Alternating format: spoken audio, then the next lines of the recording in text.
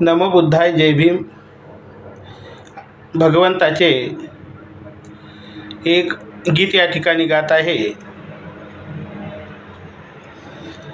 तथागत वदले ते समाधानी होऊन, तथागत वदले ते समाधानी होऊन, सुजाताची खीर मला गेली दिशा देऊन, सुजाताची खीर मला गेली दिशा देऊन. जटाधारी साधू मुनीचा केला सहवास, जटाधारी साधू मुनीचा केला सहवास. जप तप केले होते किती उपवास, जप तप केले किती उपवास. पण साध्य न काही झाले, पण साध्य न काही झाले, साधनेत राहून. साध्य न काही झाले, साधनेत राहून. सुजाताची खीर मला गेली दिशा देऊन, सुजाताची खीर मला गेली दिशा देऊन. हड्डी सारी दिसत होती, हड्डी सारी दिसत होती, कोमेजली काया. त्राणच उरला नव्हता, जीवन हे जगाया. हड्डी सारी दिसत होती, कोमेजली काया. त्राणच उरला नव्हता, जीवन हे जगाया.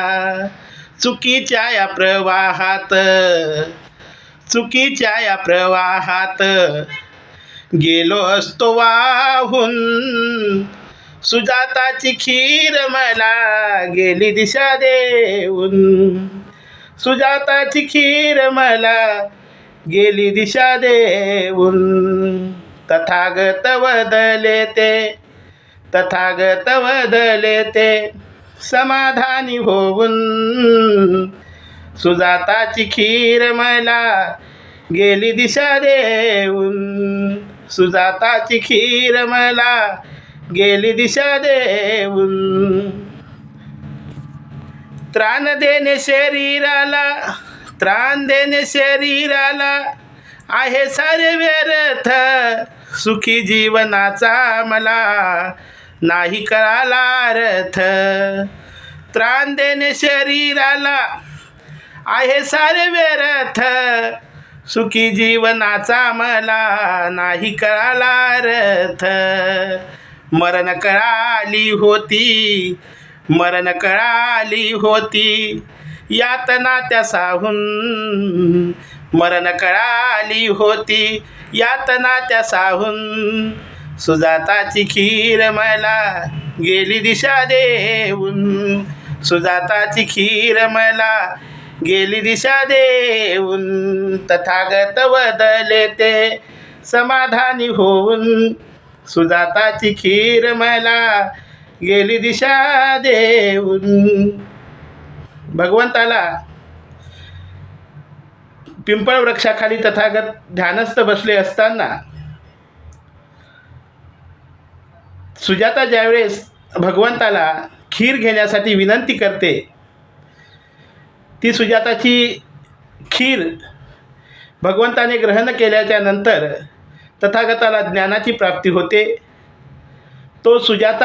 ती सुजाता भगवंताला विनवणी करत होती की भगवंता, ही खीर तुम्ही ग्रहण करावी. ती सुजाताची विनंती, सुजाता भगवंताला याचना करत होती. तो प्रसंग वामनदादा गीताच्या माध्यमातून सांगतात. आणि ते सुजाताचा प्रसंग, सुजाता कशी विनंती करत होती, हे वामनदादाने लिहिलेलं गीत या ठिकाणी मी गातो. काय म्हणते ती सुजाता? खीर गार झाली बोलली सुजाता, खीर गार झाली बोलली सुजाता, एक तरी घास घ्या हो भगवंता, एक तरी घास घ्या हो भगवंता. काय या तनूचा कोळसा करोनी, बसलास हे तू मनी कोणता धरोनी. अशा जीवा जाणे नाही बरे रे अनंता, या जीवा जाणे बरे नव्हे रे अनंता. हिरगार झाली बोलली सुजाता, एक तरी घास घ्या हो भगवंता, एक तरी घास घ्या हो भगवंता. राहुनी उपाशी रांगोळी रूपाची, राहुनी उपाशी रांगोळी रूपाची. कोणत्या जगाची तराही तपाची, कोणत्या जगाची तराही तपाची. हे जीवन जाणे बरे नाही रे अनंता, हे जीवन जाणं बरं नाही रे अनंता. हिरगार झाली बोलली सुजाता, हिरगार झाली बोलली सुजाता. एक तरी घास घ्याव भगवंता. वैशाख शुद्ध पौर्णिमेच्या दिवशी तथा भगवंताला ज्ञानप्राप्ती झाली.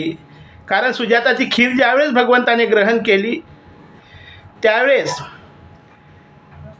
तपश्चर्याच्या ध्यानसाधनेच्या मार्गामध्ये असताना अन्नपाण्याचा भगवंताने त्याग केलेला होता. हाडाचा सापळा झालेला होता. पोटावरून हात फिरवला तर पाठीचा कणा लागत होता. एवढी अशक्त असा काया झालेली होती. परंतु सुजाताने विनंती केल्याच्या नंतर भगवंताने ती खीर ग्रहण केली आणि भगवंताला ऊर्जा मिळाली. शरीरामध्ये अन्न नसल्यामुळे थकलेली काया तिला ऊर्जा मिळाल्याच्या नंतर डोळ्याची पापणी उघडली आणि सत्य हे भगवंताला समजलं की शरीर हे यंत्र आहे. यंत्राला चालण्यासाठी जशी माणसाला यंत्राला चालण्यासाठी जशी ऊर्जेची आवश्यकता असते, म्हणजे गाडी जर आपल्याला चालवायची पेट्रोल डिझेलशिवाय गाडी चालू शकत नाही, तशाच प्रकारे हे यंत्र आहे. आणि या मानवी शरीराला चालण्यासाठी सुद्धा आपल्याला ऊर्जेची आवश्यकता आहे. आणि ही ऊर्जा आपल्याला 4 घटकातून मिळते. अन्न, हे हवा, पाणी, पृथ्वी आणि उष्णता.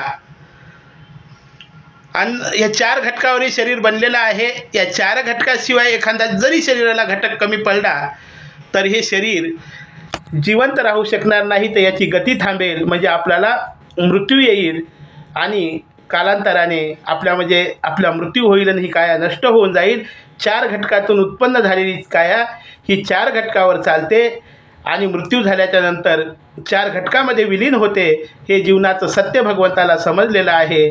समजलं आणि भगवंताने अन्न हे शरीराला जिवंत शरीराला सुदृढ ठेवण्यासाठी अन्न हे आवश्यक आहे. परंतु अन्न हे अन्नाची महती सांगत असताना भगवंत म्हणतात, अन्न तारी अन्न मारी आणि अन्नच विकार करी. म्हणून भगवंताने सांगितलेलं आहे की विकाल भोजन. भगवंताने अन्नाविषयी अन्न ग्रहण करत असतानाही त्याचंही प्रमाण सांगितलेलं आहे.